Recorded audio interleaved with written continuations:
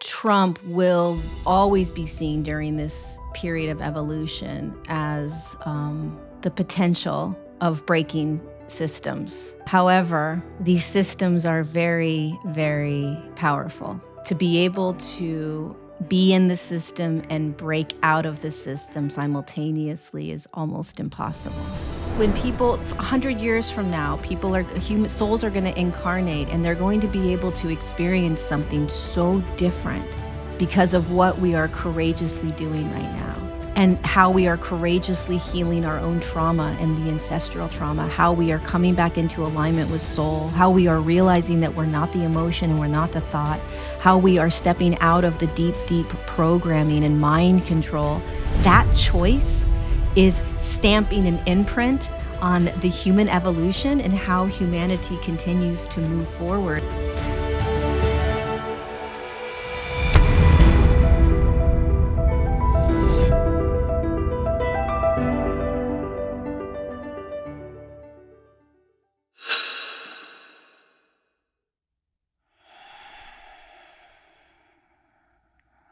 Lorie Ladd, welcome on Just Tap In.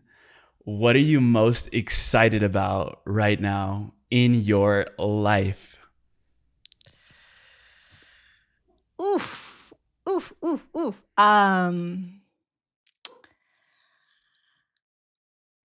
The potential of being able to live as soul in body. Truly, the miracle of recognizing that is possible, and what that actually means, and the potential of that, because to me, it's possible, right?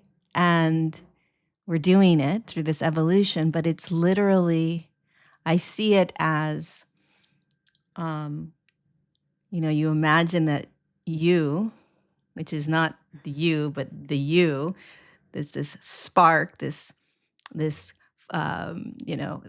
essence of God that we would call a spirit or a soul, our unique expression that we get to play out, consciously chose to come into this body, right? So something did. Sure wasn't Emilio. And it comes in and it takes it up space, and it's everywhere. But there is this divine, unique expression here inside as this essence, as this frequency, as something that is here. And to have this ability to bring conscious awareness to that, and to actually choose to integrate that into this human experience, like to live as soul, to live as God, like to actually do it in the cooking spaghetti and drinking my coffee, and like that to me is what I am most fired up about right now. And really, like, the little I is gonna do this, damn it. Like I'm going to, even though there's nothing to do, because soul's just waiting here, like, spirit's just saying, God's just saying, and I'm right here. And so there's a conceptualization of it, like conceptualizing it, like, oh, what does that all mean? And then there's a beingness of it. It's like, oh, holy shit. This is the hack. This is what we're here to remember and to be. And I really committed to that as my focus for the rest of my life, or whatever comes up next, right? And next and next. But that's really where I'm at right now, and just super, really jazzed on it. Yeah. And it's changed my life in this past year, like significantly, when I committed to really embodying soul, like living. I'm like, why was Jesus like, he wasn't any more special than anyone else. I mean, granted, he started studying all of this at 7, and he had all these crazy. Okay, fine. All the he's masters a little bit, around him. All right. Yeah, they did some crazy shit. Got it. But like, I'm like, he's no different than me. Like, no way. I'm committed. He was just a mirror and a reflection of what we're capable of. It was just, this is me, I am you, and I'm just here to remind you of that. And so I've really been committed um, to I'm going to know that feeling before I die. I'm going to live that before I pass. It's why would the fuck else am I coming down here? Hell no. I'm not leaving this existence until I integrate fully into my fullest expression of soul. Can you imagine leaving and being like, "Oh fuck, I was a soul?" Like, "Wait, what?" I was Forgot that God little down piece. there? Like, oh hell no. Like, I'm like, the personality persona of Lorie, where it's like, no, I am going to do this. Like, she's definitely playing out right now. Like, we're doing this. We're going to, and honestly, it's what I've seen in my life this past year. It's crazy what's unraveling. Like, it's really crazy. Just by that commitment of you know, integrating and embodying soul as this, you know? Um, yeah. You were on your book tour and you were standing in front of a statue of Jesus, and you had sort of a telepathic communication with the statue. And in one instance, the statue told you, or Jesus told you, don't waste an opportunity to open humanity's heart. So I would love to ask you what you feel that humanity's heart needs the most at this moment of our evolution. Yeah, it's so crazy. So I had never seen like a real Jesus statue, like, because I just don't go to church. My 48 years of life, I had never seen it. And so when I saw it from a distance, my whole body started to vibrate. I started crying. I was like, "What is that?" And they're like, "Statue of Jesus." I'm like, has everyone seen this? Like, is this a known thing? Like, this thing is people, they're like, "Yes, Lorie." And I'm like, "I need to go out there." Um, and I stood out there. Oh my God. I felt how Jesus felt when he connected to the suffering of humanity. And when he said, "Don't waste a moment," what did he say? What did he say? "Don't waste a moment To open to humanity's heart. open humanity's heart," because he showed me how much suffering humanity is in, how much we suffer.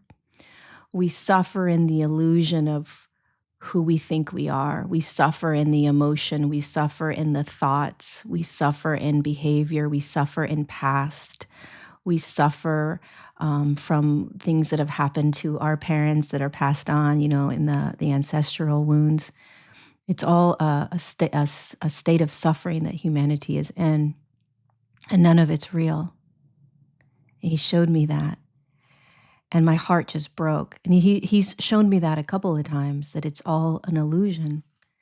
And so the only way that I can do that is by recognizing that myself, meaning I have to be able to feel that essence alive within myself of, wow, humanity is in a massive state of suffering. I'm in a massive state of suffering at times. Um, and the essence of Jesus is how I feel my soul is, like what I felt when I was standing there, that compassion, that love, that non-dualistic, non-polarized expression of life is how I feel my own soul feels when I connect to it. And so the more that I can connect to that expression, then the easier it is for me to connect to the suffering of humanity. And if I can connect to the suffering of humanity, then I can be in my highest expression, right? Because how else Will I be able to kind of um, open someone's heart if I don't understand their own suffering? If I can't feel their own suffering, then it would be me doing it from my own idea of what they may be feeling or what they may be going through, um, as opposed to truly feeling the suffering. And that's painful. It's painful to feel into what humanity's going through, but it's also the greatest gift. Um, that to be able to have your heart break and your heart open simultaneously is the greatest experience on the planet, in my opinion, because both have such a powerful, explosive opportunity. And I think that when I hurt the most, it's when I um, feel the most, but also when when I serve the most. It's when I serve the most. It's when I serve in the best. The way I serve the best is when I can feel the pain, whether it's my own pain or someone else's pain. And so I never shy away from pain. I never shy away from the dark. I never shy away from um, uh, the suffering, um, because to me that's the that's the purest expression of where humanity's experiencing themselves in right now. Um, and so, you want to reach somebody, you reach them where they're at, not where you want to take them, not where you know that they can go. You reach where they're at right now, and then and if you can tap into that, they feel it. Like that woman in the documentary. In that moment when she came up to me, I just felt I was able to match her pain, her sadness, her real uh, the feeling of her almost ending her life is what it energetically felt like.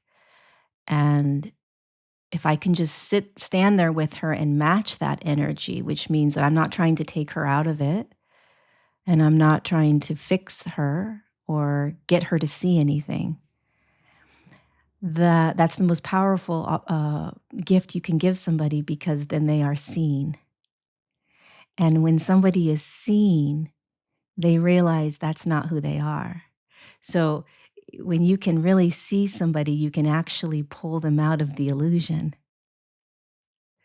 Because what you're doing is you're seeing them beyond what they're telling you as their experience.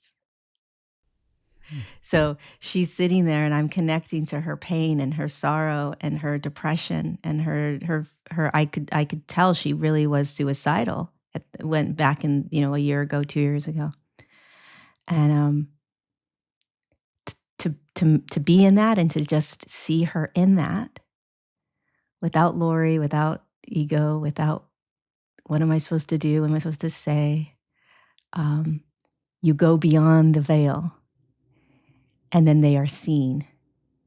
And there's a moment, I don't know if you've ever had this, where you see someone beyond what they're telling you, and then they realize they're seen in that moment. And then there's this it's like you literally have broken out of the matrix in that moment. You've broken free, and they realize who they are. It's the most miraculous thing, because there's no words, there's no conversation. It's alchemy. It's alchemy. It's total alchemy. And they're shocked and they don't speak, right? They're just looking at you and they're like, holy fuck, you see me. Sometimes I'll have people say, and this has only happened to me when I have done events.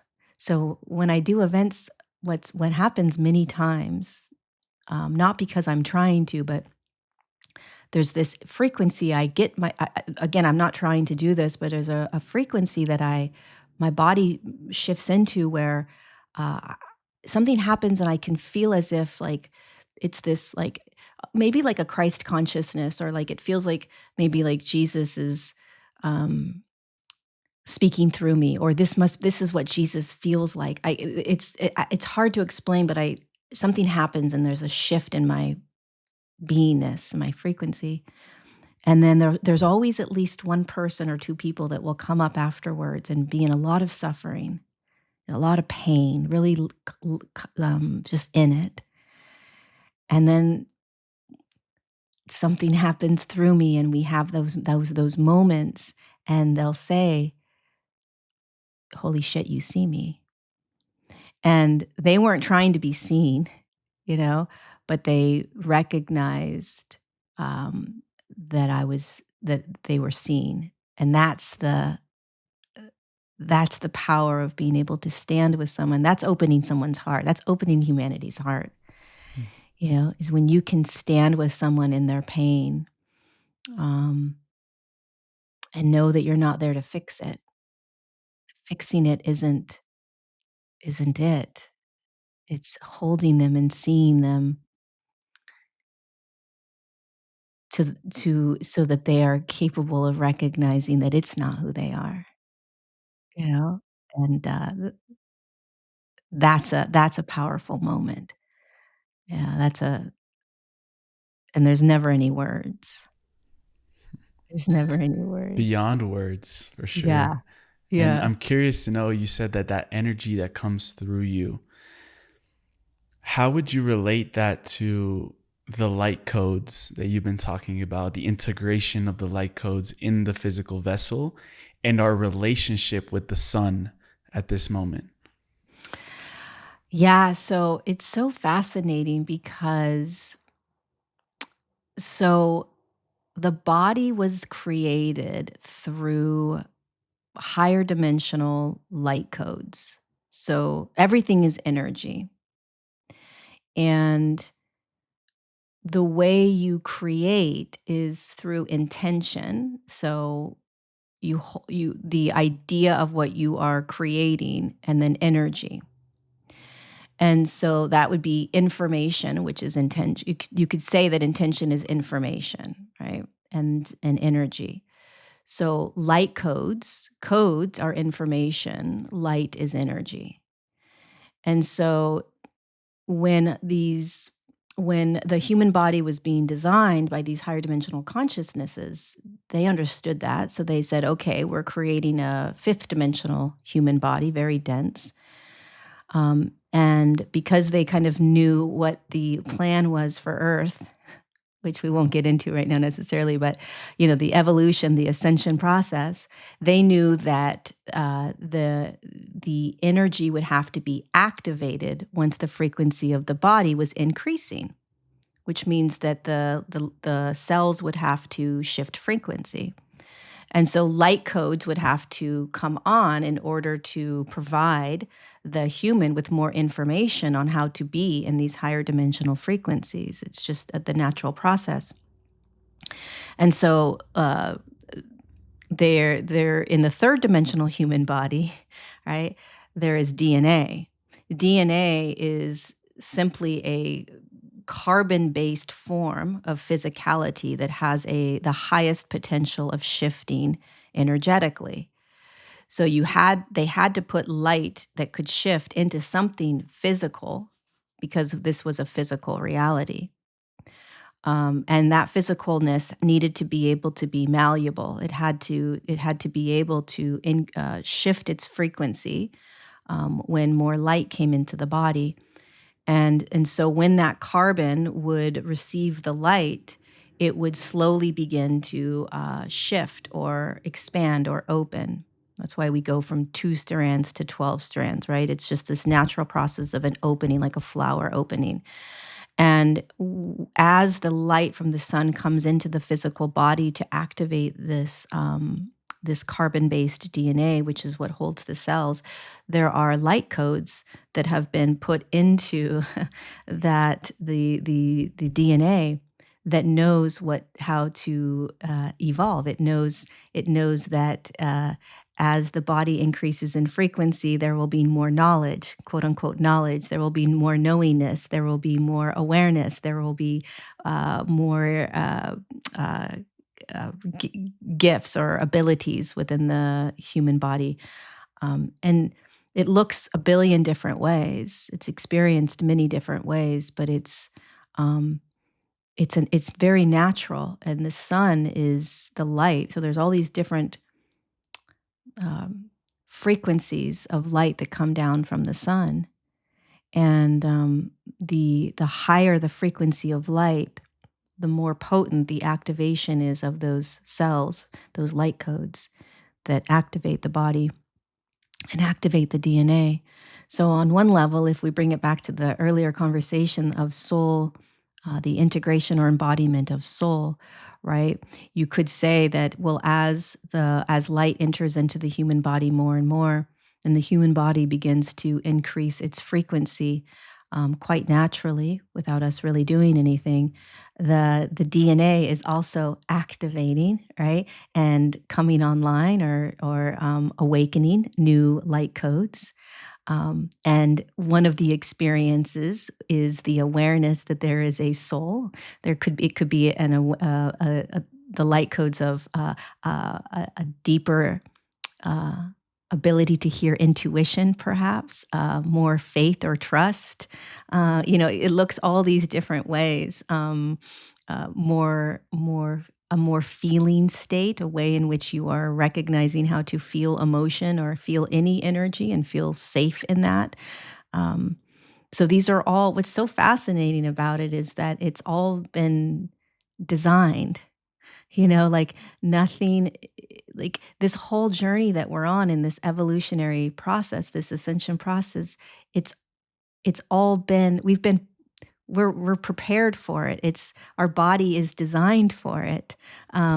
Nothing is like an accident. Oh my gosh, it's so crazy. There's a sun and a moon. It's like, no, it's not crazy. It's designed that way. Like, oh, it's so crazy. There's all these star systems, and it's no, that's not crazy. That's actually you. Like that's how we participate. That's how we support this system. I mean, to know that the body was created in order to be able to do this specifically is quite fascinating. And that DNA was designed in order to be able to move through an ascension. That's that's DNA. Like, the reason why there has been so many different higher dimensional species that have been so curious about the human body and created so many different sort of hybrid types of other species is because from what I have been gifted as the knowledge and the information from me, but everybody has their own interpretation of all the ways in which this can all happen. But what I was shown was that DNA was originally designed just for the human experience. Um, because there had never been a necessity to hold light codes in such a dense form with the capability of expanding or opening, activating, ascending. And that's what DNA does. It's carbon that turns into crystal light. It's fucking insane, right? It's insane. And so these other species, these other higher dimensional intelligences were like, wait a second, what'd you do? Wait, what happened? What? You did what? You put light codes into dense physical form, into matter, and that matter is going to shift and hold on a second. I got to go in there and like I wanna look at this. It's really a fascinating, um, uh, creation, and, so there was a lot of, you know, uh, dissection of the human body for a very long time to kind of look at and figure out how it was done, and, um, and lots of different types of, you know, species came because of that. It's really fascinating to kind of think about, um, why carbon, and and why what exactly is a light code, and if you think about the way we create here on this planet, it's intention and energy. Energy is feeling for us down here, right? So you put yourself in a feeling state. That's the energetic frequency of it. And then the intention is the awareness, the visualization, the knowingness of like, okay, it's this. It's a label. Like I'm going to create more peace in my life. Let's say, right? So then the intention is peace. Maybe there's a visualization of you in more peace, and then the energetics of it is the feeling state of peace. And so that's how everything on this planet was created. The energy of it is the frequency of it. So everything had to be moved into a much lower frequency, and then the intention was the light codes. You think about like they took this light from this. It's kind of funky to think about even what they did, right? I remember when DNA came through, they were showing me DNA. I was mind blown because first of all, I didn't understand anything. I never understood science. I still don't understand DNA. But then they started downloading the DNA part, and I'm like, woke up at like 3 a.m. and I'm like, wait a second, what the fuck? What? And I remember I had to get up because when certain information would come through, I would have to get up and write it down because otherwise I would forget it. And so I was like, okay, so you guys just these are like the Galactic Federation of Light is what gave me this information. They were like, I'm like, so you just and they gave me a lot of visuals. So it was kind of like watching a Star Wars movie. It was freaking wild. And I'm like, okay, so you guys are these higher dimensional beings just out in the quantum field, like just light existing kind of as form, but not full form. And you would take energy from that dimensional field. So the 12th dimensional field that they were creating from, you just took energy from that. And then you would hold the intention of a human body in terms of like what you wanted it to look like. And then you would take that information and you would focus it into almost like a 0 point of energy that would create a code. And then with each of these codes, it was creating in actual physical form that they had to take the vibration of that light code and move the vibration down into a slow enough form where it would turn into carbon, which we now call DNA. And then that carbon would come together, billions of them in order to create the form. That's how they created everything. That's how Earth was created. Like everything was created from that, from nothingness. At least this experiment, right? The Earth's experiment. But it's wild. It's almost incomprehensible, like how it still blows my mind. I still I can't really wrap my head around it, Um, yeah, it's really wild. Hmm. Yeah. Yeah. I mean, you started off that beautiful piece saying that the earth was initially created into a fifth dimensional consciousness. And we know now that like there's, a lot of spiritual teachings about we're moving from the 3D to the 5D. And in the book, you explained how there was this fall from grace, where essentially the earth, because there was an infiltration in a way or creation of fourth dimensional beings like the reptilians, the grays, the hybrids, that lowered the frequency of earth back into a third dimensional frequency. And now, why we are incarnated here at this time in humanity is because we're here for the shift. We talked a little bit about Jesus. He was part of the call of Lightworkers to come down and anchor in these higher light codes. So I would love to get into that initial cause of the fall, what really happened, and how we're on our way back to Earth's initial blueprint of the fifth dimension, and even higher in the future. Yeah. Yeah, that when that came through, you could write books and books and books. I mean, there's so much information on that kind of period of time, millions of years ago, of just what really happened. And I mean, it took millions of years. So there's so much that can be spoken.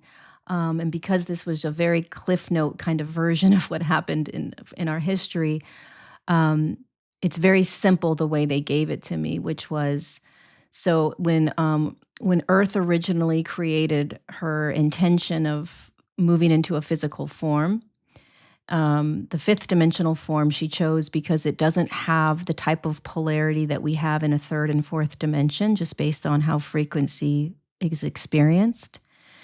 And so she knew that she wouldn't get confused. Also, in a fifth dimension, you have much more of a remembrance of who you are. You're much more connected to the divine. So there's no amnesia. And so she said, I'm going to go into that really low state of 5D, and I'd love to be able to see if I can shift the form into a 7D, right? Kind of just this experiment of like curiosity. Oh, that'll be fun. Always there's free will. Free will just is, which means that every spark of consciousness that's separated from God, as its unique expression of God, has free will. It gets to choose. And so in the fifth dimension, there were all kinds of different types of humans that were experiencing that 5D field for a very long time, holding the intention of moving into a 6 and a 7. But simultaneously, it's a quantum field. So a quantum field means that everything exists everywhere at any time, no matter what dimension you are existing in as your experience. You have access to all of it. It's just a matter of choice and frequency. So if you are in a fifth dimensional frequency, you have access to a fourth and a third, it's very easy to access the lower dimensional fields. Much more difficult to access the higher dimensional fields because you have to vibrate at that dimensional field to access it. So anyway, as humans began to play in the fifth dimension, they began to also recognize that there were different types of energies that they could tap into.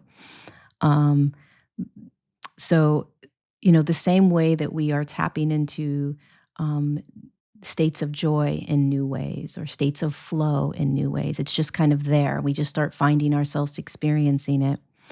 That began happening with humanity, but in a kind of lower spiral down, which is like, oh, wow, there's this feeling of control I just felt. That's strange. What is control, right? Then they start feeling these different states of control or power, and they begin to feel it. They begin to get curious about it, and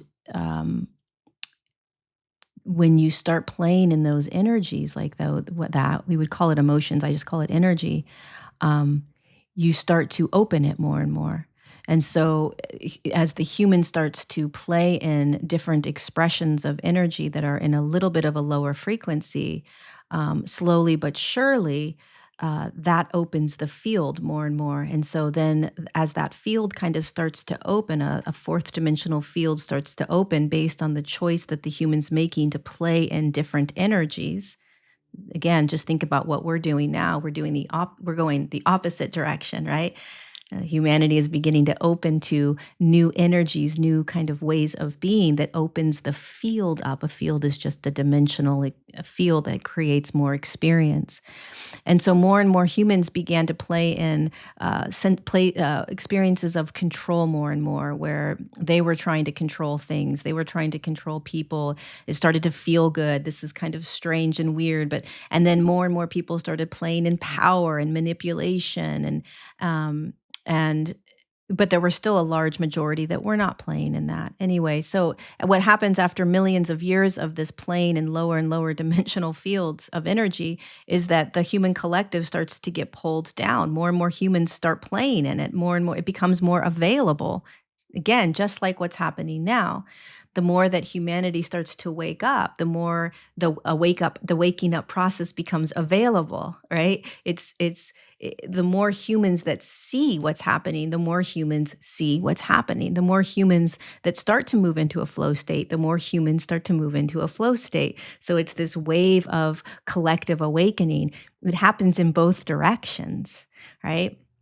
And so on top of that, you also have all of the higher dimensional kind of races that were coming onto the planet. And they were playing around with different energies. They had a lot of technology, again, very similar to what we're seeing right now, right? And technology can be seen as this really powerful, beautiful thing. And it also can be led by greed and control and manipulation. And so that really was the downfall of the planet. um, it it it it wasn't so much that humanity kept playing in these kind of lower energetic experiences. um, what ended up kind of wiping out the entire planet was the power of these technologies, that these advanced humans were playing with, that were going to destroy, literally, physically destroy the entire planet. Um, and so there, there are very few kind of rules that the Galactic Federation of Light and other high dimensional beings follow with regards to how Earth is playing this out.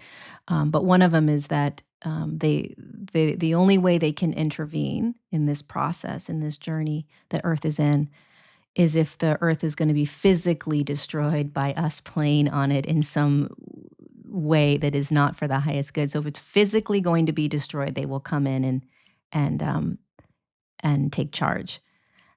Always asking Earth, the direction in which she wants to go and how she wants it to play out, which is what also happened, which is mind blowing. Like, well, what do you mean they talked to Earth, and what do you mean they had conversation? I mean, everything is telepathic, everything is energetic.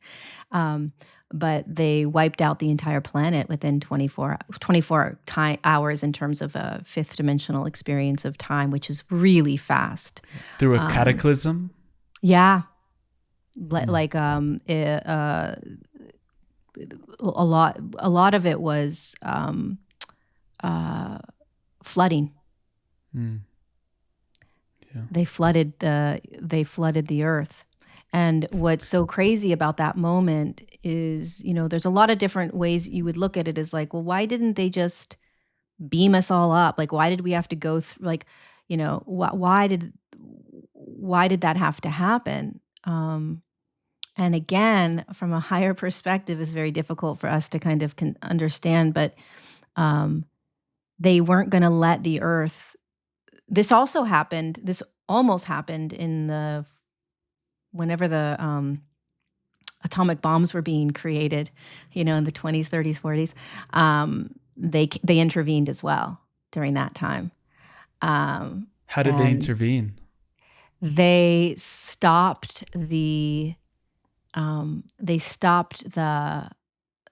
production and the creation of them, through different types of, like, I wouldn't say mind control, but um, using the human mind to stop it. They also um, would, and they still do this to this day, but they will block or stop the functioning of them, whether it's, they don't work, or they, something. I don't exactly know how the specifics of how they do it, but they've shown me kind of on a visually that they can stop them. And during that time in the 20s and 30s and 40s, um, they did a lot of mind control, where maybe they did it through, like, the convincing of the human to they didn't create it the right way, or they ended up, I don't feel like doing this anymore. I'm not exactly sure how it played out in terms of each human, but they did it through human. They interacted with the human, and stopped it in that way. They still are doing it, but there's only so much that can be intervened, and but a lot of us have cellular memory. We have memory of that time when the planet flooded, um, and when we lost the civilizations that we loved so much, and that we were fighting for really back then. We were fighting to keep uh, the planet that we knew could be there. We knew we could get through this, and it's hard to understand that there were different dimensional fields being experienced at the same time, but it's very similar to what we're about to step into right now, where we're going to see multiple different realities playing out simultaneously. So we're going to see this amazing heaven on earth starting to be experienced, while simultaneously we're going to see the most destructive, massive, manipulated corruption we've ever seen. So it happens simultaneously. It's not separate. It's not like oh, it's as Earth was moving down, it was like, oh, the third dimensional humans were they weren't part of this planet when I was in the 5D. It's like, no, they were all there simultaneously together. And so there really was this kind of fight to keep um, you know uh, the experience that those humans wanted to have. And it was heartbreaking to watch what was happening, and even more heartbreaking to realize it's being wiped out, devastating.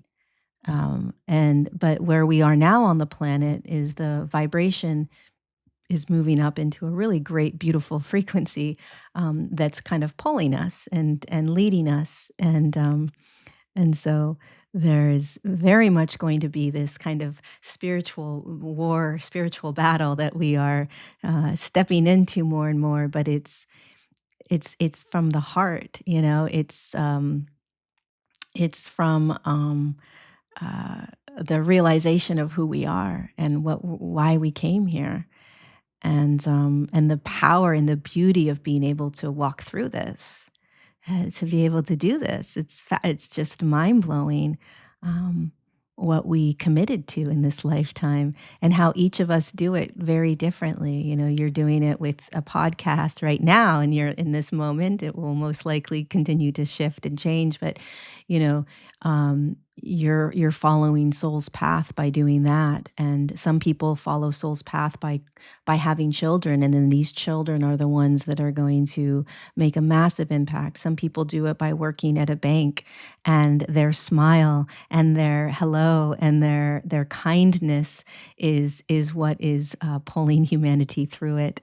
There is no specific role in which you have to partake in order to play a significant part in this.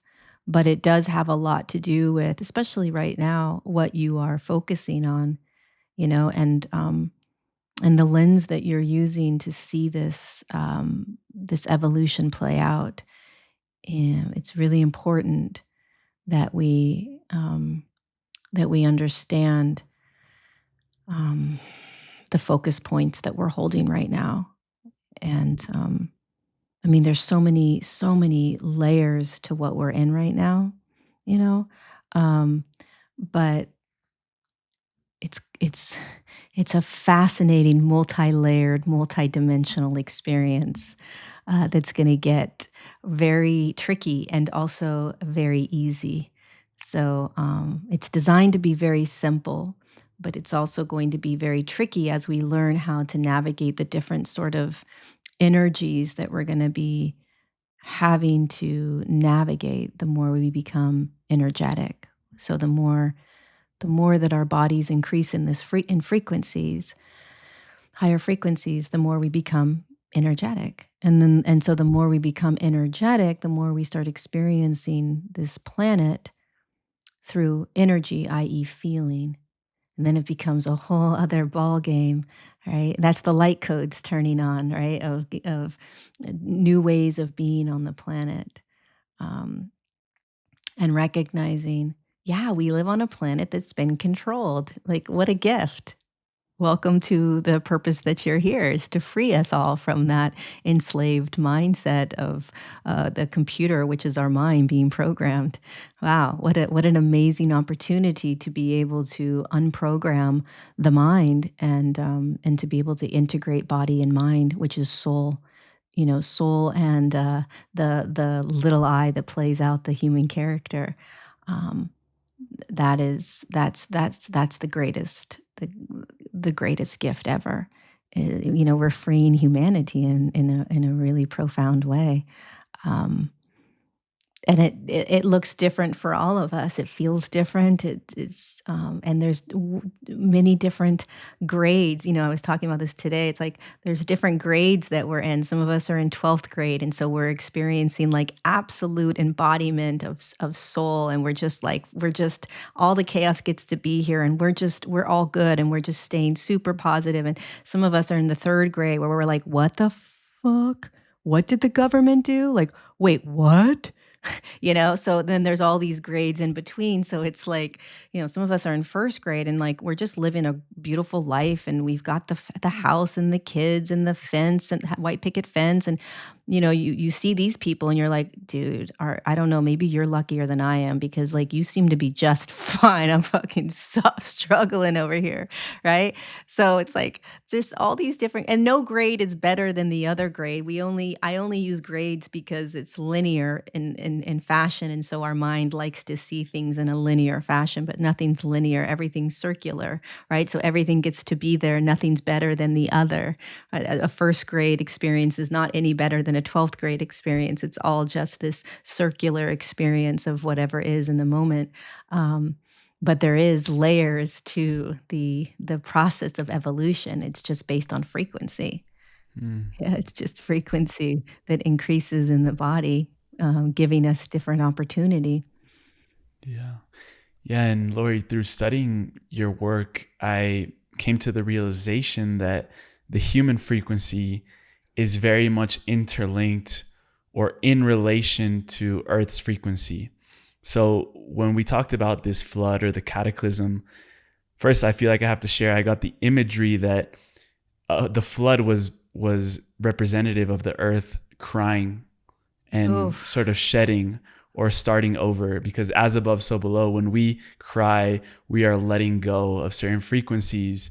And also I had on a water researcher the other day, Veda Austin, and she told me that the face is perfectly designed so that when you cry, your tears go around your cheekbones and into your mouth, and it's the Oof. medicine of your tears that heal the body. So Oof. crying is healing medicine.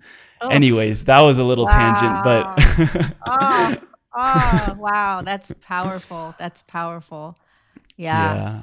And I realized that when this flood happened and Earth, in a way, had a chance to reset, you explained that the Earth sent out a call into the quantum field to attract higher dimensional beings that could hold more light onto the planet so that its frequency could ascend as well. So, talk to us about that call and the light workers that came in different, let's say, waves or stages, and even more the recent ones that I'm really curious about, the 2000s onward, that are, I've met a couple like younger kids, 9-year-olds, 10-year-olds, and I'm blown away by their wisdom, their knowledge, and their Yeah. light. So yeah, what could you tell us about the process of the light workers? It's so fascinating because one of the most amazing things about that journey of humanity falling down, right, moving down, is what Earth realized as a consciousness, um, is that, and what the Galactic Federation of Light realized, because again, this was all an experiment. Nobody knew, nobody being, higher dimensional consciousness, they didn't know how it was going to go. So what they realized was, holy shit, human bodies impact the Earth's body. So if a human collective starts moving down into a 3rd or into a 4th dimensional field through choices of how it wants to be, and then into a 3rd dimensional field based on choices of how it wants to be, it's all choice. That impact that frequency of the body, the human body. So if you start playing in fourth dimensional frequencies, which is more of like control and power and manipulation, and then you go deeper down into third, then you're playing in fear, and you're playing in lack and scarcity and all these things. It is always a choice. It's the frequency of your body, and the frequency of a human body impacts the Earth's frequency, and so it pulls the Earth's frequency down. And so they didn't realize this. So then they said, holy shit. Okay, so when we start over, we need souls, we need spirits, we need consciousnesses to come in. And we need them to hold the intention of holding light, of holding higher frequencies, of doing the work. Lightworkers were not around in 5D. They weren't needed. They didn't think they were needed. Right? And so in the third dimension, when it was kind of rebooted, it was we need workers to be able to help pull the human collective frequency and the Earth's frequency together. Earth and humanity would work together. Humans more unconscious than Earth, but pulling us into higher frequencies through choice, through how they wanted to be, and also just holding the light. Because the third dimension is very, very polarized. It's very, very dense. It's very heavy. It's a crapshoot. Like, good luck down there, you know? And so a call went out in the very beginning of about 15, 16,000 linear years ago. And the first round of sort of light workers came in and began doing the work. And these are the most miraculous light workers because they have been committed since the get-go, and they're exhausted. They're old souls. They are They're the exhausted. OGs. They're the OGs, dude. They are like looking around right now like, "Oh my fucking God, am I done? Like, am I like," because they really are the ones that were able to get us to be able to be where we are right now. Every once in a while, I'll have a session with one of these OG souls, and I'm like, "Oh, dude, you're fucking badass. Do you realize what you have done for humanity?" And they're just pissed off because they don't know what their purpose is. You know, they're like, "I don't know what I'm doing here on the planet." And I'm like, "Holy fuck, dude. Everything you have done for the last 15,000 years, you deserve a gold medal.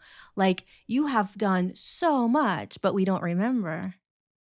We don't remember who we are. We don't remember what we've done lifetime after lifetime to be able to get the planet and humanity to a frequency where we can really catapult ourselves, right? And bring ourselves into this fifth and sixth and seventh dimensional way of being. And so there was another call that went out. This was around well, this is when the the shit hit the fan. This this is when the book got really good. This is when the fourth dimensional beings came in and really ran havoc. And so they needed a bigger kind of army of light workers to come in. And so they sent out another call. And that's when a lot of the masters came in 5,000-6,000 years ago during that call. You know, the Babajis and the Jesuses and the Saint Germains and, these really amazing masters. That that were able to really anchor and hold God consciousness, and make a really big impact, kind of stamp in that time. And then the last round of real big call was right during the atomic bombs, like during the 1920s, 1930s, 1940s, in that time frame. And that was another big, big, big call for souls to come in. And where we are now, the what's so fascinating about where we are right now, it's just so exciting, is everybody that's having children. Thank you, thank you, thank you, because you're birthing the star seeds that are going to be in such a high vibration already. They're bringing in so much more of their light quotient, and so they're completely connected and aware and conscious, and they're going to be the ones that really take us that lead us. Um, I mean, you're young enough to be one of you're pretty close to being one of those that are going to be doing that. If you're in your 20s, 30s, teens, you are. You're going to be taking the reins and really pulling humanity through the next phase of evolution based on your own ability to have a clearer awareness of who you are and what this is all about, and not being in so much amnesia, right? You're not as programmed. Any programming that you do have, you're able to uninstall pretty quickly. I'm almost 50. I mean, I've been aware since I was 12, but like, so I don't have as much programming, but somebody at my age has a lot more programming that has to be uninstalled, and there's a lot more cognitive dissonance, and it's much, much more difficult. And so yeah, there's this fascinating turn of the baton right now to the younger generation to really lead us through this. And um and you can see it all over the place. It's just there is still the amount of mind control is very scary, and to keep that discernment on, um as much as we possibly can. The discernment is the feeling of, what is your truth and what feels right in my soul and in my beingness. Um, because the way that you break mind control is through feeling. You don't break mind control with mind, you break mind control with feeling. So the more that you can feel into an experience as opposed to think into an experience, you will break free. Because the feeling state is always the highest state of that experience. It's the purest state of that experience because everything is energetic, right? And so if every experience you ever have is energetic, then if you can bypass how the mind feels it, thinks it to be, and moves into how the feeling state experiences it, that's the purest expression. And then you break through any mind control. You see through it. Like, oh, they're lying. Oh, that's a joke. Oh, that's all play. You can see right through it because you're in the feeling state. Hmm. You Yeah. know? I'm feeling an edgy topic come to the surface at this moment, but I also wanted to honor our intention of neutralizing the polarity in the world. And when I was looking at your YouTube channel in the past few days, one of the most viewed or watched videos was a video titled "Is Trump a Lightworker?" And you mentioned how these younger generations now will be stepping into leadership positions, and there'll be light workers in leadership positions. But we might look at the leaders in our world today and not view them as light workers. We're not viewing their higher purpose. We're only seeing their personality structure, or the way that they say certain things, and we're not seeing beyond that. But your guides once told you that this person, Donald Trump, was going to be known as one of the most prolific way showers of our time. So I'm really curious because I think there's a lot of charge on this man at this moment of humanity, especially what happened just a few weeks ago with the attempted assassination. Where do you see his role in the greater picture of humanity, and how you can encourage us to see it in a different way by neutralizing the polarity? So fascinating, because what I love about this question is, how powerful the systems are, the programming is. So Trump will always be seen during this period of evolution as, the potential of, um, how do I say it? The potential of breaking systems. However, these systems are very, very powerful. And they to be able to be in the system and break out of the system simultaneously is almost impossible. And so, what I have been shown recently, last 4 years, 3 years, 2 years, 1 year, 3 weeks, is that fortunately or unfortunately, um, it's possible that he got caught in the web of the systems in a way that was not in his higher designed plan. But if you are in the system trying to break the system, it's a much higher probability that the system will win right now. And so I'm being kind of not super clear, but it's I think that I think he's in the system now. Mm. And so um it's possible I'm wrong. I'm eh, all of us can be wrong. We all get to be wrong, right? But energetically, that's what I've been receiving. Um, and so, what I love about the question, though, is what it brings to light is how do we navigate breaking free from systems that have controlled us for so long without being in the system, right? So, how do we do this? And will the next generation coming up, will they lead us through it outside of these systems? Are these systems going to break? And is that what's happening right now? Does this evolution happen by us being in the system, breaking the system down? Or does it happen by us leading in new ways where we are shown that those systems aren't necessary in order to pull us through?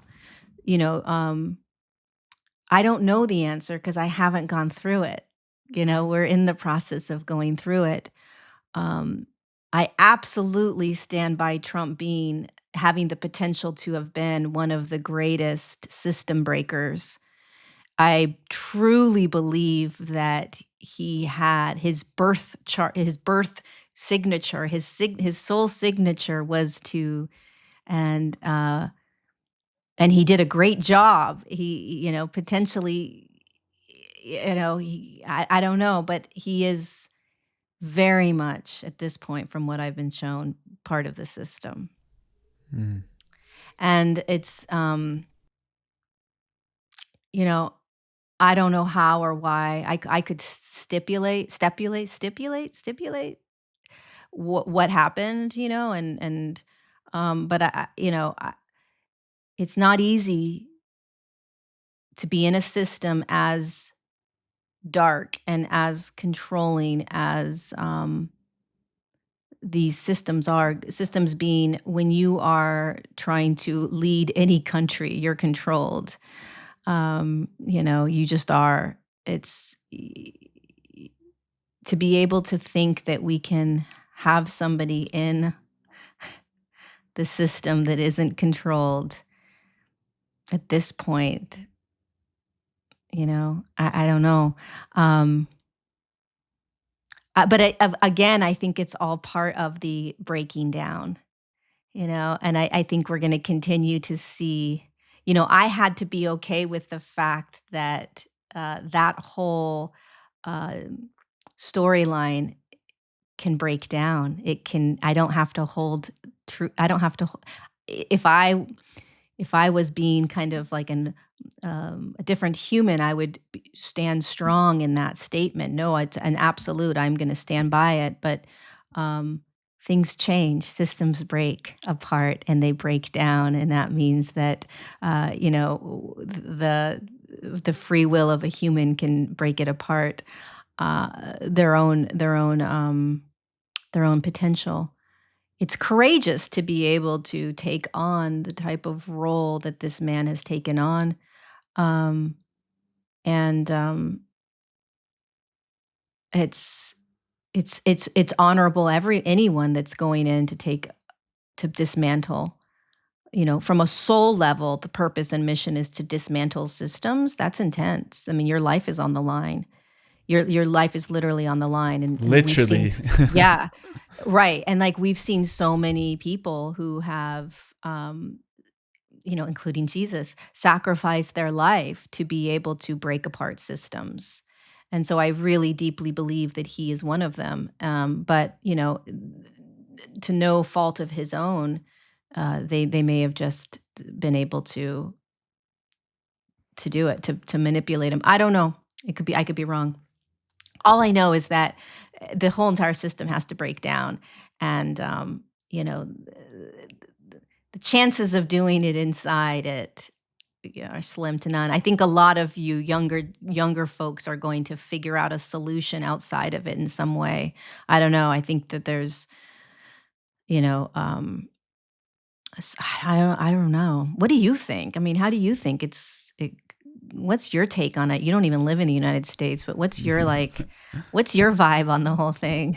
Yeah. Well, I did grow up until I was 16 around the US, and I am a US citizen. So I do get a vote there. But, it's interesting because this is one of the teachings that also came through you. I'm probably going to paraphrase it in a way that you mentioned that the old systems and the old consciousness cannot break down from the same level of consciousness that created them in the first place. And if a new consciousness is emerging in the planet right now, and these systems are like enticing us to give them their attention, give them their energy, give them their choice constantly, then the new consciousness just merges again with the old and it just neutralizes. But if we really want to make that leap, then I feel that the new consciousness that is emerging, whether that's in the younger generations or, the generations that have already been around that are awakening to this new consciousness, then, we've seen revolutions throughout history, and it takes masses, it takes communities. It doesn't take one person that can go in there and change everything. That's an old consciousness as well. So yeah, I feel like it will have to be in community. It'll have to be in masses. And the new consciousness has to be so beautiful and enticing, and the vision has to be so great that everyone will eventually want to be moving in that direction, Mhm. because we're seeing a different possibility. It's like if the quantum field is infinite possibilities, then we're just tapping into a different possibility that we haven't been Right. able to access before. So it Mhm. is a little bit about that, just not Yeah. feeding into the old consciousness as well. Yeah, I mean, if you think about that, like, it's kind of what is happening right now on the planet. Like, it's a slow, it's like it's molasses kind of, like, it's just going real slow, but it's happening where there are new possibilities where people are like, "Wait, maybe we can do it like this. Well, hold on a second. Maybe," and so these new ways of sort of starting to step out into the world and actually be able to do it, like, not, we're inundated with fear. You can't do that, don't do that, you're going to get, you have to pay your taxes and you have to do all these things, um and people that have the courage to kind of start stepping into the a new way of doing it. One person does it, two people do it, 10 people do it, 50 people do it, 100 people do it, 2,000 people do it, 5,000, 10,000. And then it slowly grows and it slowly grows. And then the next thing you know, it's a whole new way of being, that we didn't see 10 years ago. And so you think about that energy right there, and then you look at how the system is run right now, and you're like, oh, that's so old school. You kind of look at like, oh, voting two random people that are controlled and manipulated and owned, like that our vote doesn't even count anyways. Like, did we not learn that last time? So I get the human mind and how it wants to feel like it's making a difference. But if you kind of start thinking about what you're speaking of, which is this whole kind of new way that is opening, um, and you can imagine that as a wave that's going to start.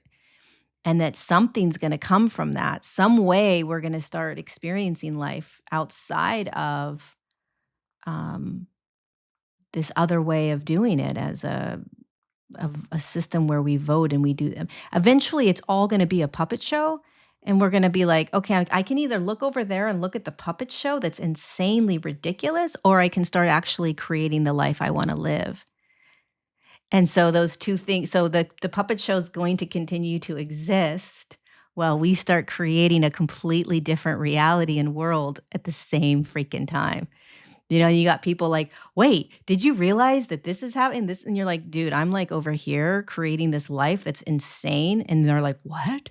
What do you mean? You're not worried about this?" Like, "No, I'm like fucking solid over here." And so we talk about this split happening, but like it's literally like it's just mind-blowing how it continues to like unravel, because at this point I'm just watching it like, dude, I can't even talk about this because it is just such a circus at this point. Like I don't even have a I can't. I I cannot. It's too much of a joke. And so it's like, okay, so what's my choice? My choice is to then turn and choose to start creating how I want to be and how I want to inspire and how I want to, what I want to open. You know, you think about opening the fields. So it's like, what do you want? What do you want? How do you want? Because that's, these systems are going to just keep doing their crazy until people eventually stop, you know, putting quarters in the machine and playing in it. Hmm. You know? Yeah, and even looking at past revolutions around the world, you always see that there's a pattern of, you have the charismatic leader, you have, you know, the Martin Luther King Jr., you have the Gandhis, and then you have everyone following their vision. And I feel like still, even though that worked to a degree, the new consciousness isn't hierarchical at all. So everyone has to be leading in their own way toward a shared vision. And there's, you know, Dr. Joe Dispenza talks a lot about this, of the concept in biology of emergence, where, you know, you look at the school of fish, they're all moving together. And I feel like that's the new consciousness as well. But as you were talking about this process of emergence, of like, it starts with that one person and then it becomes two and then it becomes 10, it's exponential. I got the image of like a domino effect. And I was curious to ask you, I feel like the systems breaking down will also take form as like that domino effect falling. So one will have to break down and then it'll be just a domino of the rest. Yeah. What do you think might be, this is just curiosity, what do you think might be that first system that will break down, that then will lead the others, you know, like medicine, education, all the other systems to fall after that? Oof, it's a good question.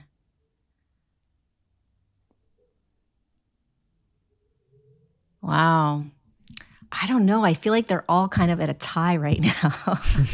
They're all connected. They're all like, yeah, because I'm like, well, which one are people most aware of? Which one is the most bullshitty, right? Which one is the one where people are like, nah, I'm done? Is it the educational system? And then I'm like, no, because people still think that that's solid, you know, not that the educational system isn't solid, but you know, that is where the programming starts. And then it's like, okay, was it the governmental systems? Like, are we able? Yeah, I think maybe but we're still voting.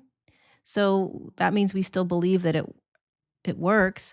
I don't know. I think they're all kind of I think there's a they're all equal right now. I don't know which one is going. I don't know if there is one that's going to kind of fall before the rest. Um I think it's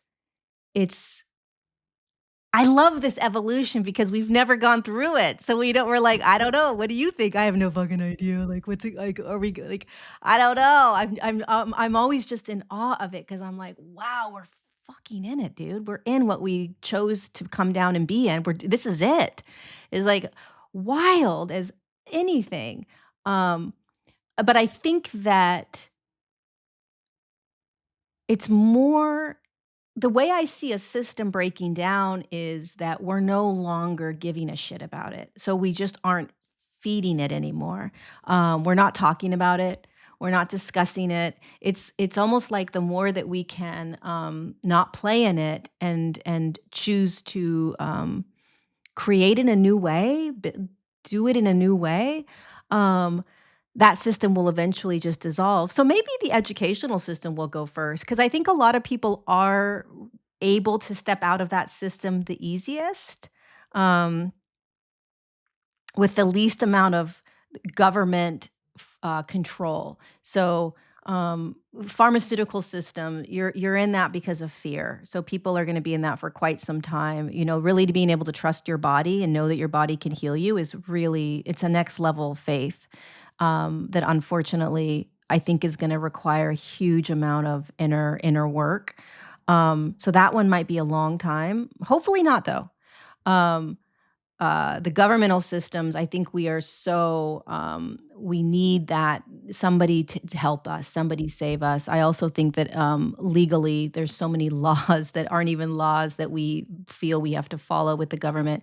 Educational system, though, you can you can break out of that one easier. You can homeschool, you can start to homeschool with your friends and their friends, and, like, you can kinda do it where you're not getting in trouble, so to Yeah. speak, right? You can show your So kids this podcast or Lori's yeah. channel and Yeah, get educated exactly. that way.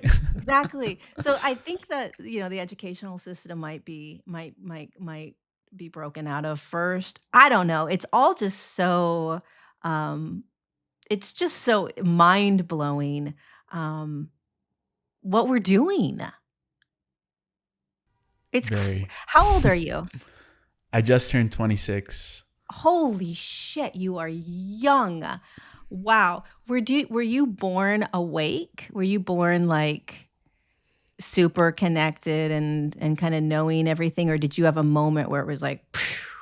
I had a very similar story as yours, where when I was around 13 or 14, I was living in California and my mom actually went through her own spiritual awakening. She then became a Kundalini yoga teacher, a sound healer. She had all the master's books in our home. Wayne Dyer, Deepak, Dr. Joe, all of those guys were hanging out in my house, in my library. So I think the seeds were planted when I was around that age, but it was when I got to college that I got, fluxed into the party culture and that environment. And 8 months of that, going out every other day, drinking until I couldn't remember a single thing. That was when it was like a complete shock. And I woke up, pretty fast after that. But it was little seeds that were planted from influencers in my childhood and my mom, especially, that Wow. allowed me to wake up. Yeah. Wow. And then once you woke up, did you always have this feeling like, "Oh, there's something I'm supposed to be doing," or, like, did you know there was something bigger kind of happening here? Um, Yeah. I you remember know? once I opened YouTube and I was listening to a lot of like personal development podcasts. So it wasn't talking about evolution, ascension, channeling, none of that stuff. But then I opened up a video called The Three Waves of Volunteers by Dolores Cannon. It was her lecturing about very similar to what we talked about, a few minutes ago about the Lightworkers and the call that Earth sent out. And immediately I just got like this shiver throughout my whole body. Like, that's you. That's why you're Mm, here. And then mm. I started studying more spirituality and going deeper down the rabbit hole, conspiracy theories, like all that stuff that is out there on YouTube. That was like, okay, that's why we're here, and let's go. So that feeling of like, "Oh, wow, this is this is why I'm here." Um, what did it feel like? It felt like there was like this, when I first started this podcast, the tagline that I had for it was ignite the flame within.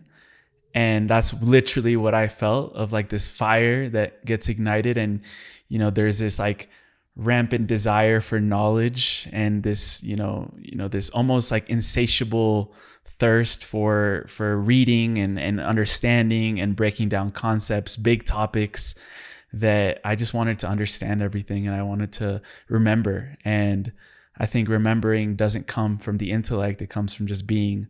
And that's sort of been my journey of like, I started off very intellectual, trying to understand what is the great shift, what is ascension, Yeah. the DNA, what do you mean, what's going on? Yeah, yeah, yeah. But I know that we're just using these words now because they carry a frequency. And Yeah. whoever tunes into this, they're receiving a transmission of that frequency that is changing them on a cellular level as well. Yeah. It's so fascinating because the reason I asked that question is because that is a moment where there was an absolute alignment of soul and Emilio at the same time.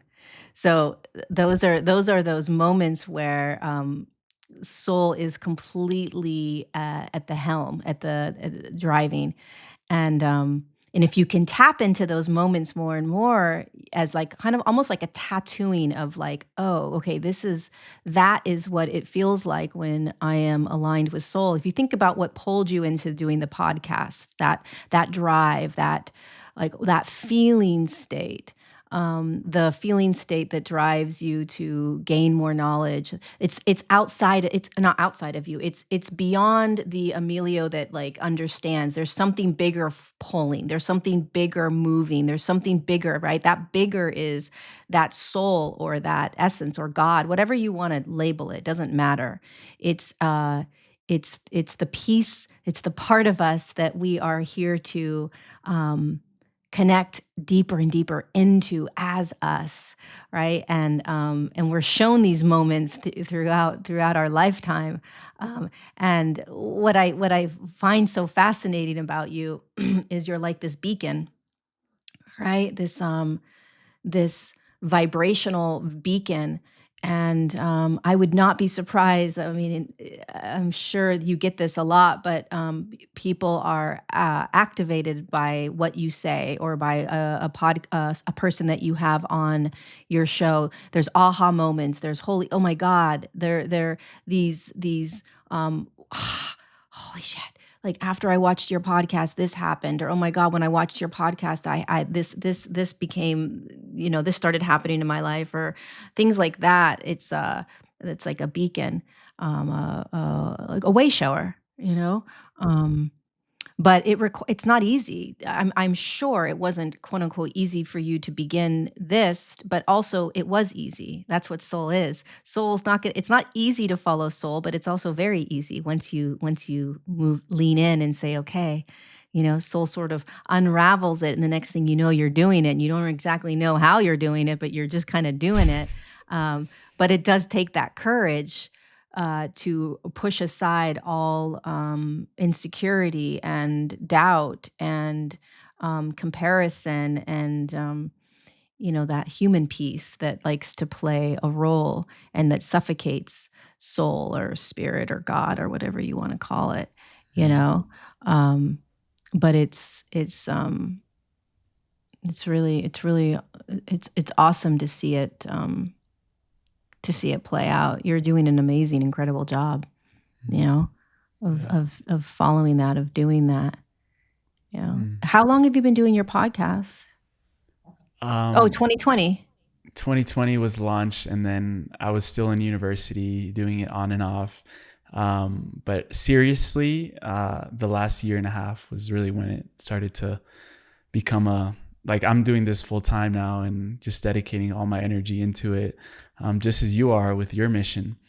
And what Yeah. you just told me was very activating, and I just felt it throughout my whole body. So I just wanted to thank you for that, and also ask you, when was that moment like for you when your soul really came into your body? um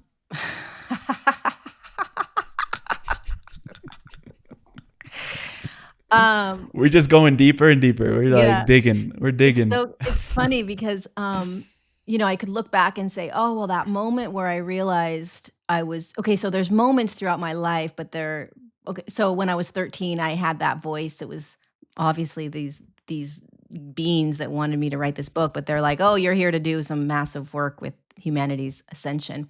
And so, but that was more of an outside feeling. That was more of like outside energy, like talking to me, right? When I'm channeling, it's outside of me. It's not my soul. And so for most of my life, it's been outside of me. One, because I had a lot of trauma and abuse when I was younger in my body. And so to be in my body was very difficult most of my life. And soul, God, is inside the body. right? I mean, of course, it's everywhere. Always, always. It's in One of the everything. universal laws, no? Yeah, yeah. It's everywhere at all times. But the experience of it is can be had right here, right now, inside physical form. The most profound experience. And so it took me a very long time. It's the reason I'm laughing is because if I was really authentically, vulnerably, rawly honest, which was the intention we set, it wasn't until my trip to Kenya in December when I was in the Nairobi airport that I really finally felt the dropping in and the welcome home connection to soul in the body in a very physical, real, holy fuck, I'm soul moment. Everything else in my life had been very cosmic, very, you know, outside of me. Um, and this moment in the airport was when I came home in and said, "Wow, holy fuck, I'm soul," and felt it, like, and it was such a boom feeling that it hasn't gone anywhere. It's only continued to kind of grow. So it's very different than the other ways in which soul has spoken to me. And because I was so out of my body, I couldn't I couldn't recognize it as soul, as God inside of me. I always needed to see it outside of me. It was safer to experience it outside of me. It was safer to look outside of me for that power and that guidance um, and it wasn't until I really did a lot of that healing around the sexual abuse that and just my own kind of real deep healing where I was consciously or unconsciously able to really take up space in my body. And then it was like, "Ah, welcome home. Here's here's the most amazing part of the human experience, soul or spirit, God, right here." You're like, "Holy fuck, what?" Okay. Wow. Okay, let's go. You know, that's why I'm so dedicated to taking people to Kenya now because it's like it changed my life. It just fucking changed my life. And who would have thought, like I'm all about like the portal places, the Machu Picchus and those kinds of places and it's like, "Nope, we're taking you to the homeland. We're taking you to the birthplace of humanity and, uh, the equator." Kenya has the equator running right through it.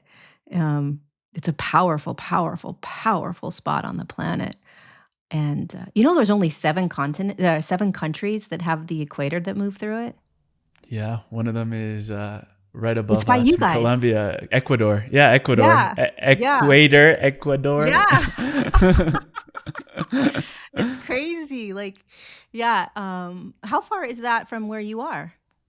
Right next door, right? Right next door. We used to Yeah. be all one country with Venezuela Holy as well. shit. Dude, that's crazy. Yeah. Yeah, I was blown away. I was like, "Only 7 countries? The equator moves through only 7 countries?" Um, uh, Magical number too. magical number.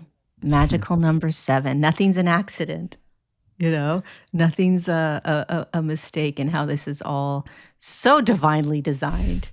Thank you. Fun fact is that we were both in Africa in December of last year. Were you in I Egypt? I was in Egypt. I was in Egypt up there and, doing some activation work as well. But what's curious is, you said that, Kenya isn't these like well-known like portal places where the ancients built like all their sites. What do you think it was about that land that helped you remember that greater aspect of yourself? Oh my god. It I think I don't think, another book's coming through in Kenya, um, which I'm really excited to finally I got PTSD from my last book, like It was a Holy lot. shit. It's a lot of information. Dude, I literally was like, I don't know if I could ever do this again. But yeah, so I think with Kenya, there is something about the birthplace of humanity from a third dimensional lens. And there is something around the polarity of it. So the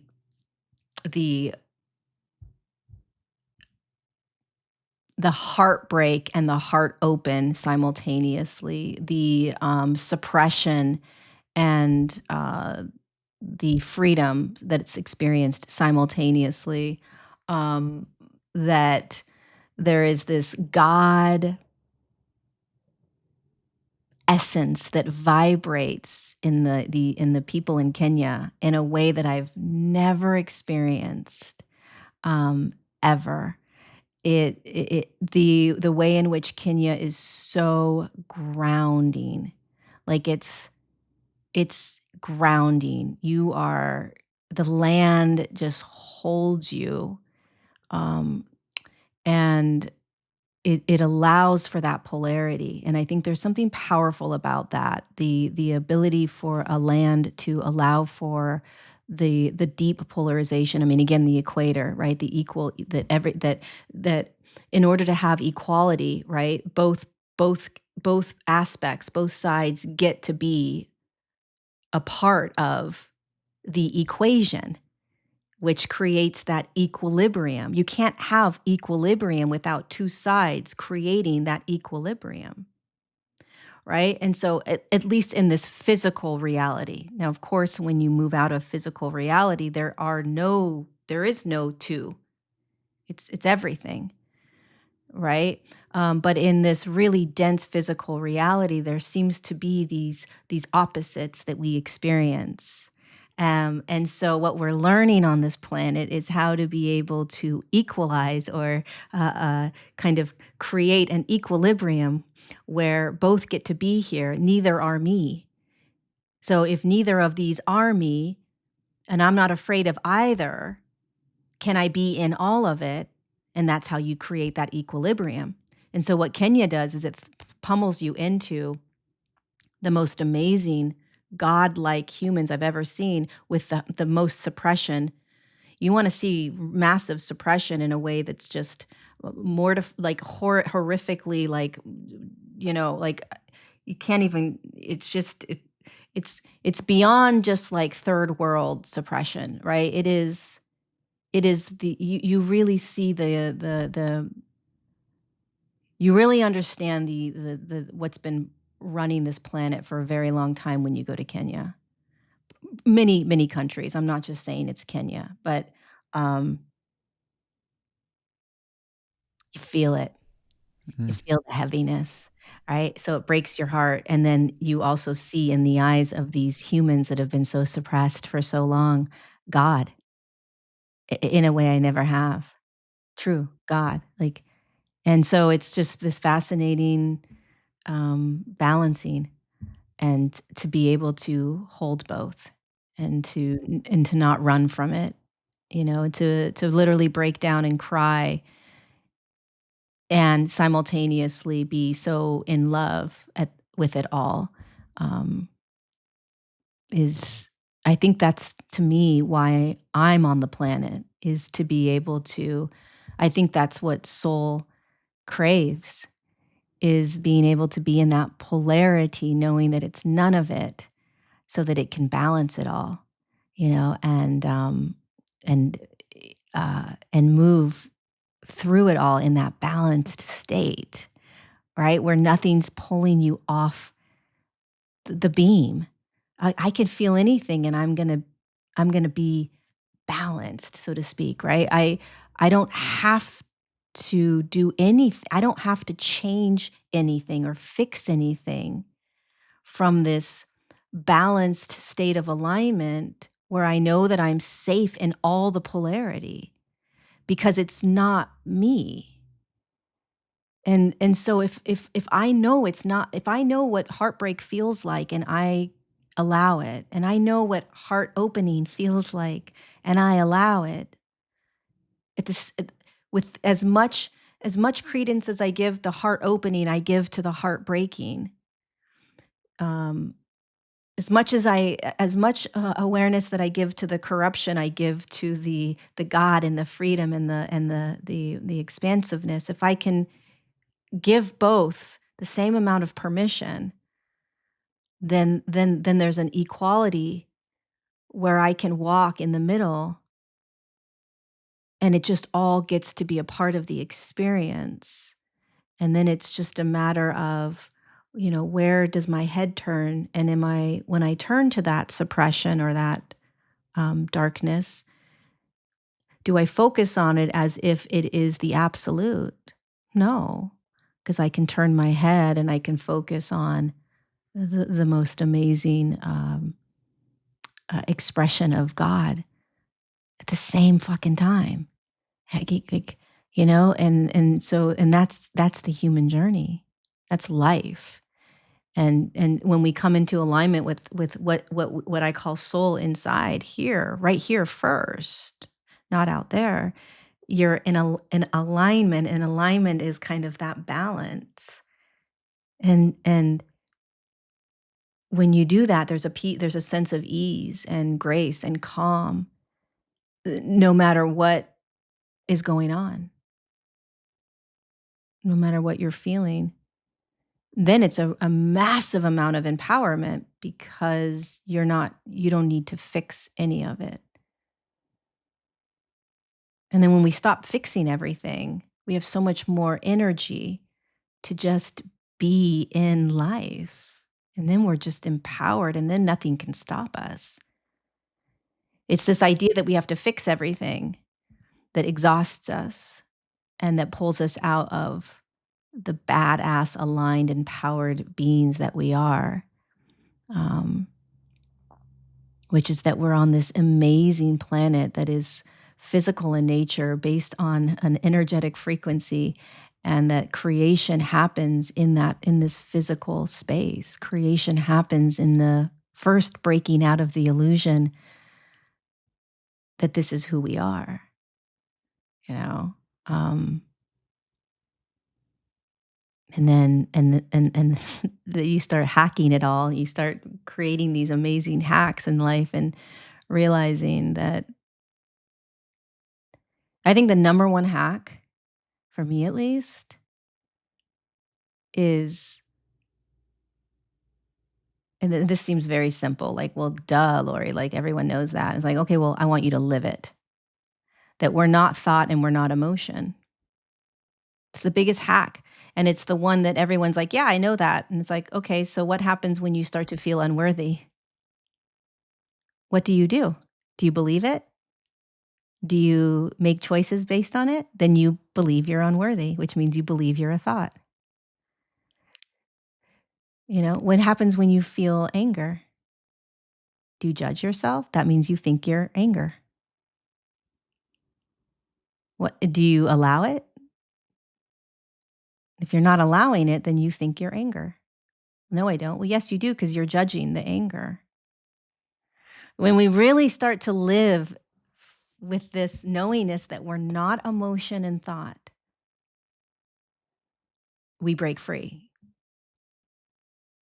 But it's a daily, constant, nonstop awareness of thought and emotion or energy, and realizing how humbling it is to be like, oh my God, I absolutely believe that I am unworthy of that, right? Or, oh my God, I'm so insecure because I don't believe I can have, this type of love. Or, I am still such a people pleaser because I believe that blah, blah, blah. It's just so deeply ingrained in us, these real heavy ancestral sort of programs, um, that are just part of the game.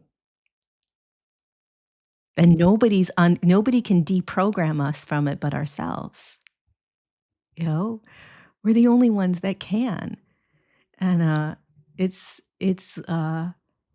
to me, it's the most important thing that we could be doing right now. Because to me, the more we realize we're not thought and we're not emotion, the less we can be programmed.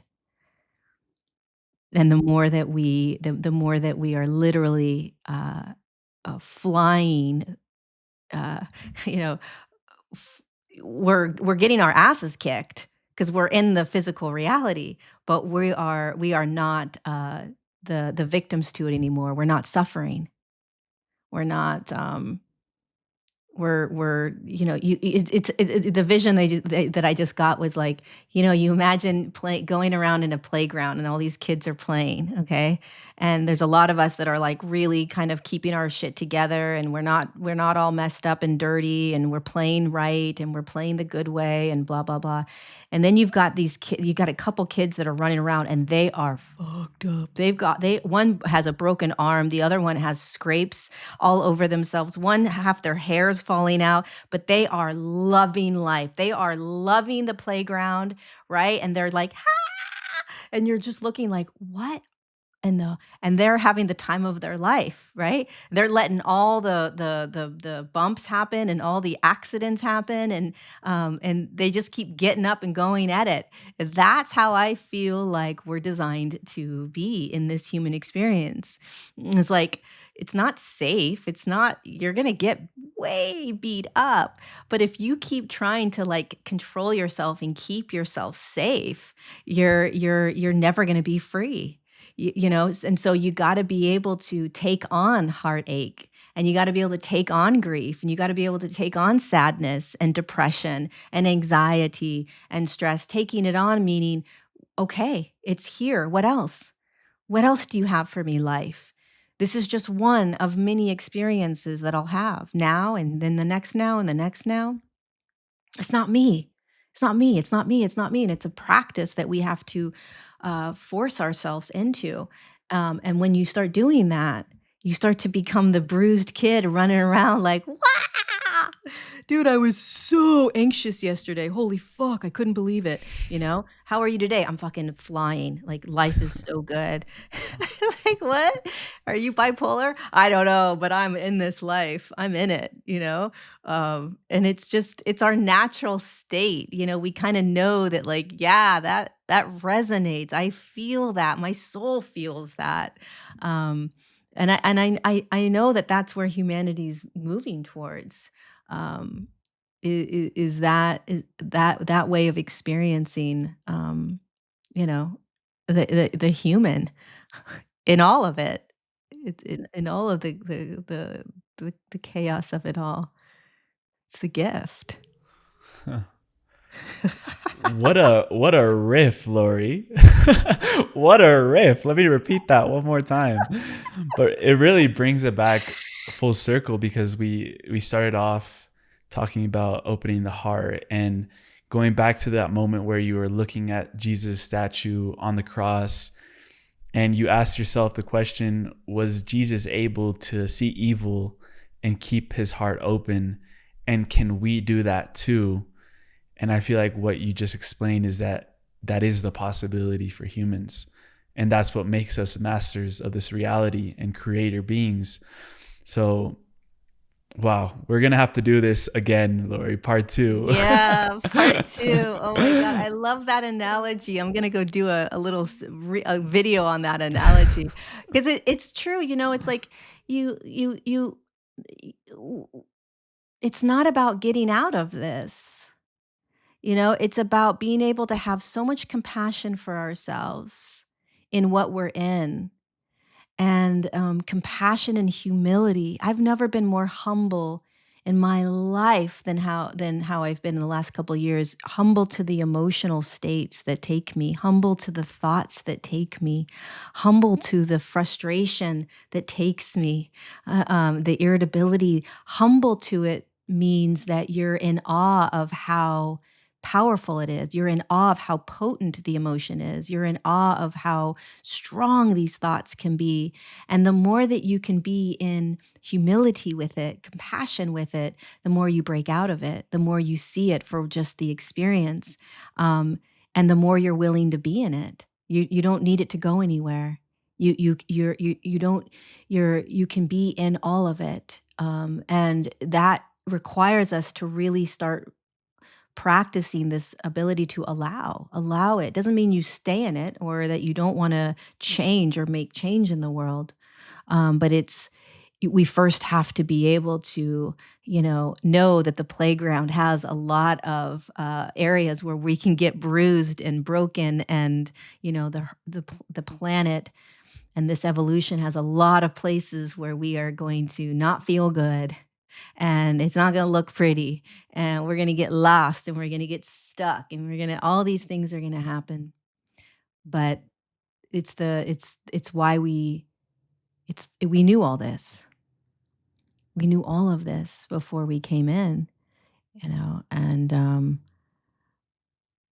I think what was, when I think about Kenya and then I think about Jesus, what's so powerful about tapping into Jesus's energy is the being able to see the suffering and hold the promise of love, hold the promise of possibility, which is of who we are. Yeah, there's suffering. Yeah, you're in the illusion. Yeah, but do you remember who you are? Do you remember why you came here? Do you remember that you're not any of it?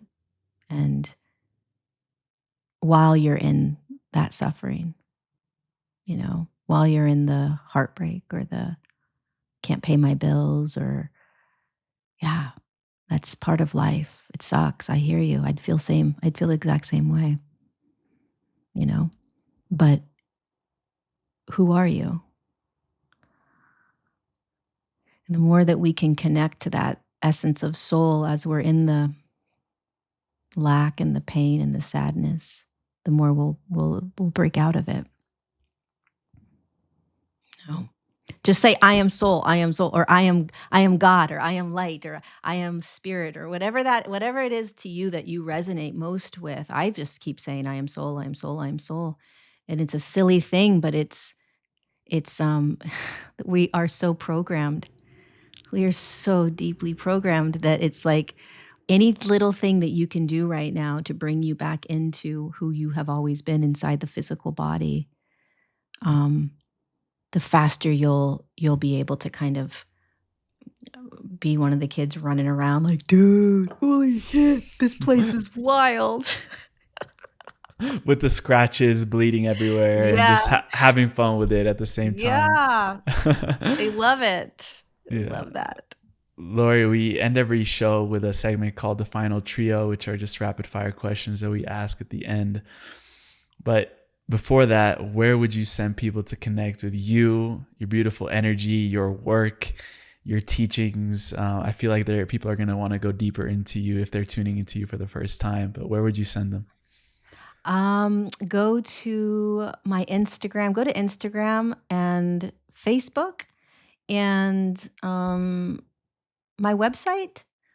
Oh, my YouTube channel. I do a weekly Untangled series on YouTube live every Tuesday. That's a great way to kind of listen to me and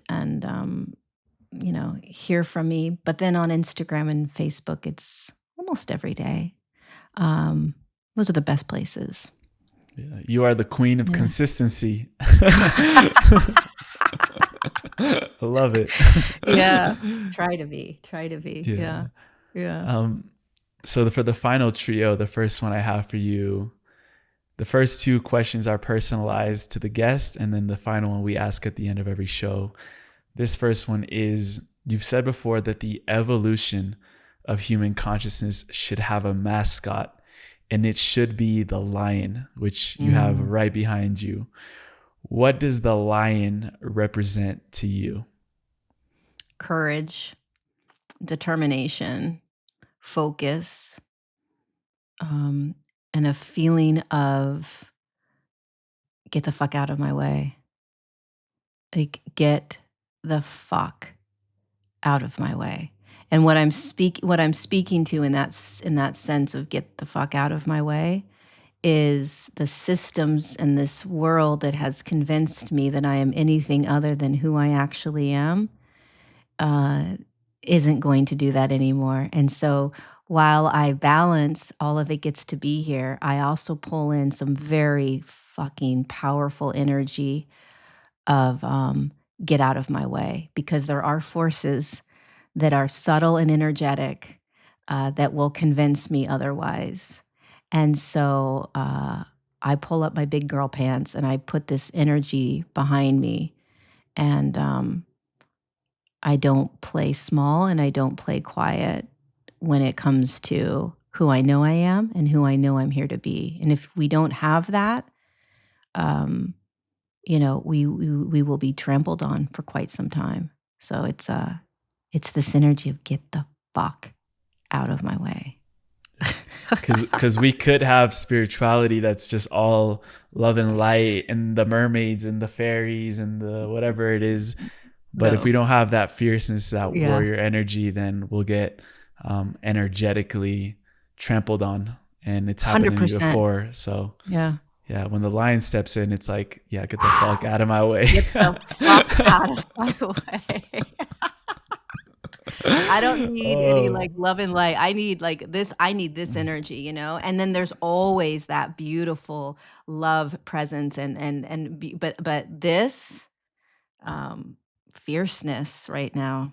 It's necessary because this fucking it's everywhere. Get out. Get fucking out. Like, yeah. Hone this in, you guys. This energy. So it's raw, It's in us. It's alive. It is. Second question I have for you is, what does your heart say when you tune into your love for humanity's unfolding process of evolution? Oh my God, you guys are so much more powerful than you realize. So much more,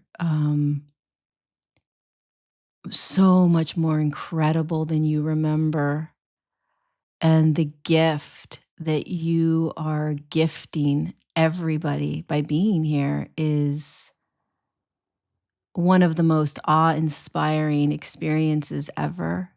Like, to be able to actually recognize that you committed to being here at this time in one of the most tumultuous moments,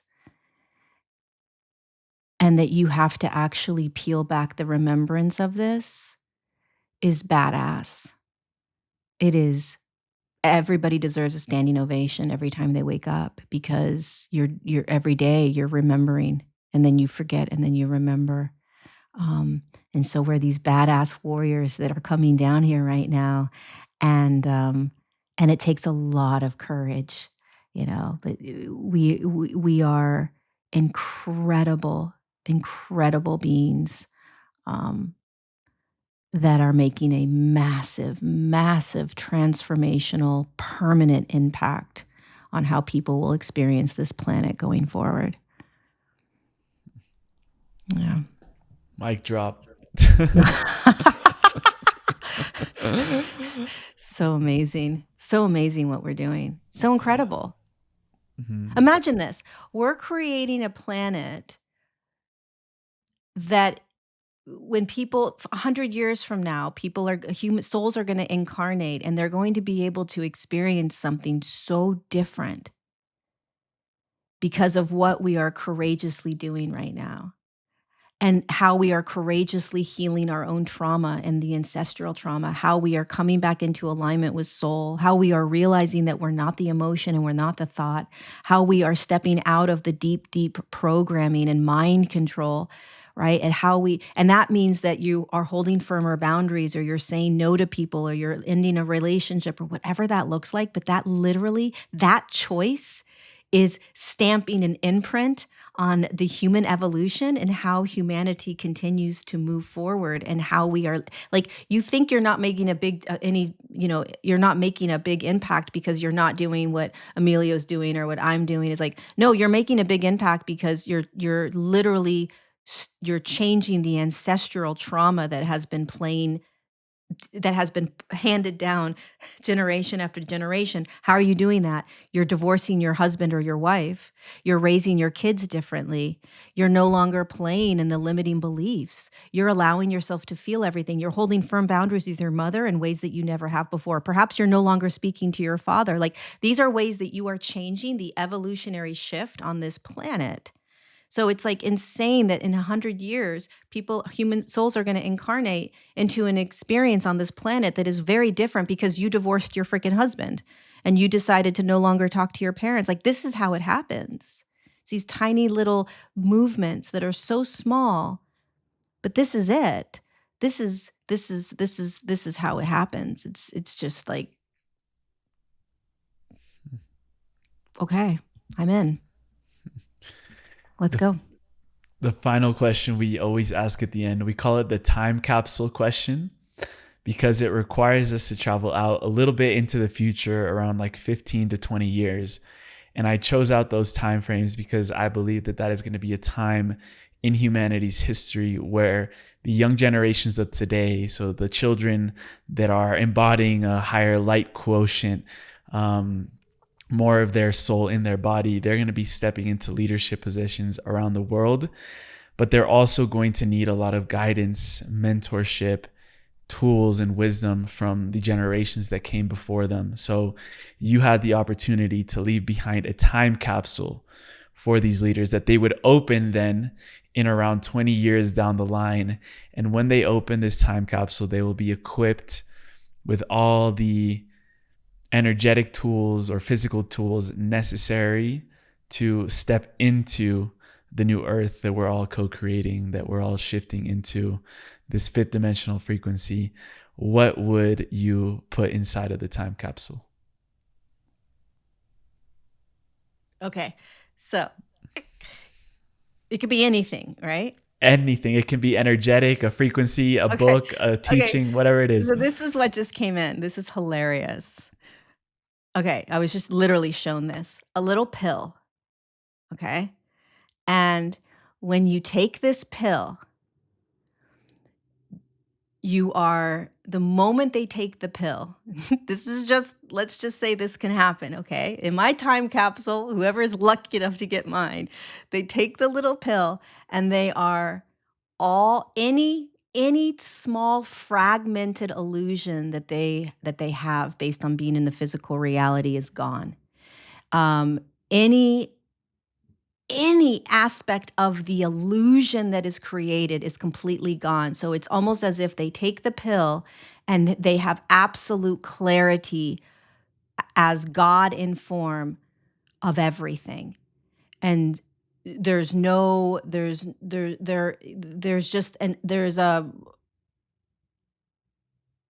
it's like they're capable of anything and everything from that moment forward. There's no illusion.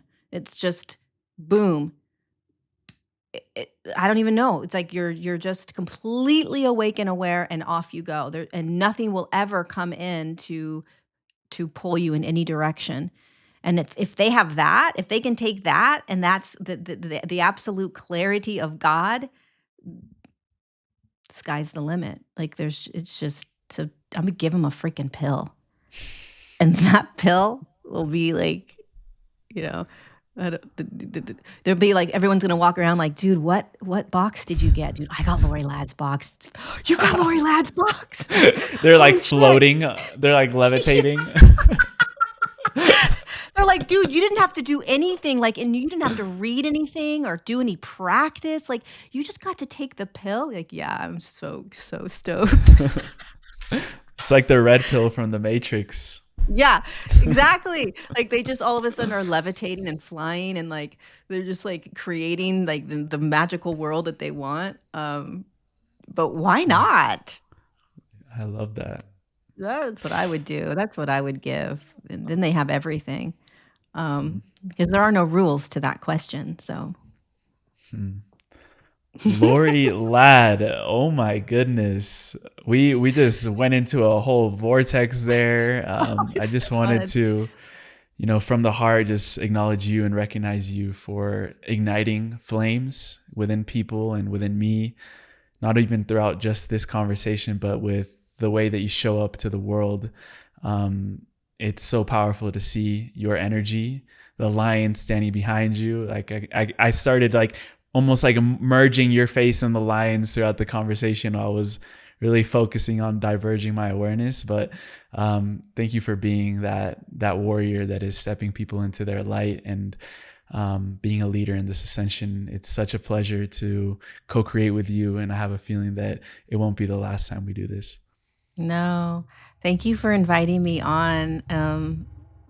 Best interview I've ever had, honestly. Such a beautiful, beautiful, beautiful energy that you hold. So thank you. Thank you for stepping into your role and roles and roles and roles as they keep rolling out. And thanks to everybody that joined us or that will join us, that will listen to this. It's an honor to be here with all of you guys. Let's go. For sure. Sending a lot of love to everyone, a lot of love to you. Yeah. And let's keep it going. Let's keep it going. Let's do it. Yeah. Love it.